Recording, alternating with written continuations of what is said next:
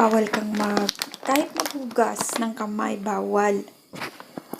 So, yung mukha ko, walang hugas-hugas. Kaya nagmamantika.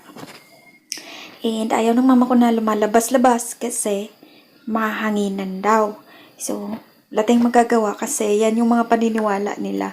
And kaya naboboard ako dito lang lagi sa kwarto. Kaya magmumukbang-mukbang na lang ako ng pears. May miss ko to kasi syempre.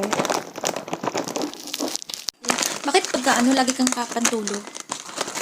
Kasi dito lang ako lagi sa kwarto. Kaya lagi ako nakapantulog.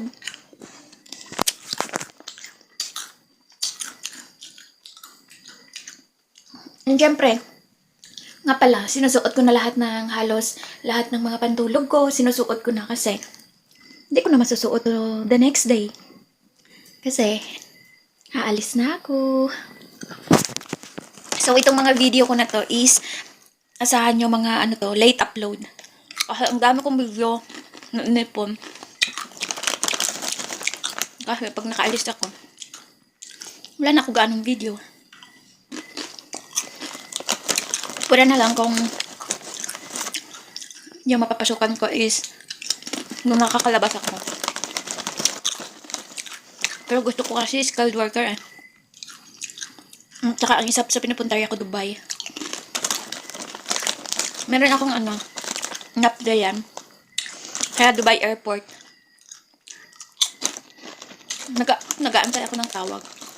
Kasi sabi ng HR, wait for the final interview.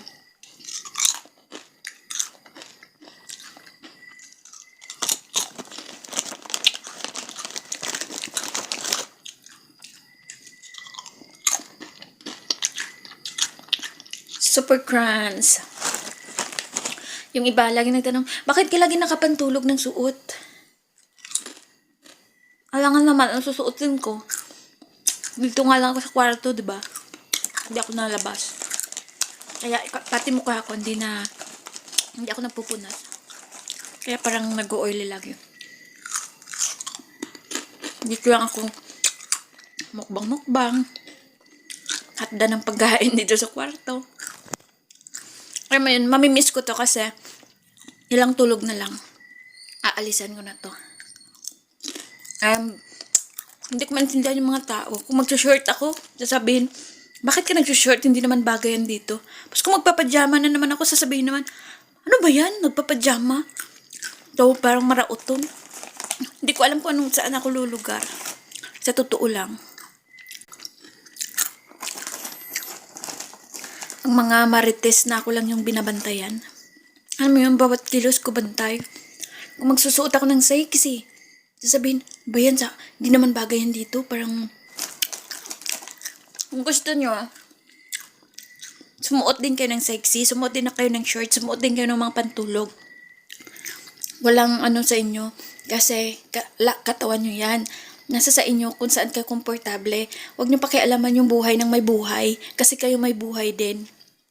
Walang pakialamanan. Ano pa naman itong mga Pilipino? Hindi ko nilalahat, pero mostly.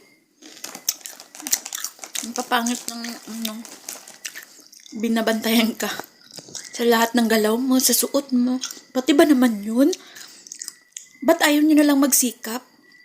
Tapos magpapasexy din kayo. Magsusuot din kayo ng mga short. Magsisexy kayo ng mga suot. Walang makikialam sa inyo kasi buhay nyo yan. Wala naman silang ambag sa buhay mo eh. Wala naman kayong ambag sa buhay ko. Kaya huwag nyo akong pakialaman kung anong susuotin ko. Kasi doon ako komportable.